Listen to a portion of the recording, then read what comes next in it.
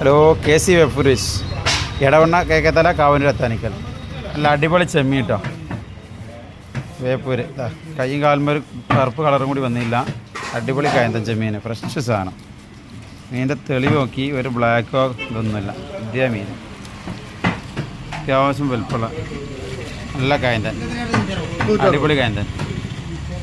നല്ല കോര കുട്ടികൾ, ഒരു മേടിയം വലുപ്പം. പെപ്സി സൂത നല്ല സൂത. മത്തി രാവിലെ തോണിക്കാർ പിടിച്ച മത്തിട്ടാണ്, ഫ്രഷ് മത്തി, നല്ല ക്ലിയർ മത്തി. ഏട്ട,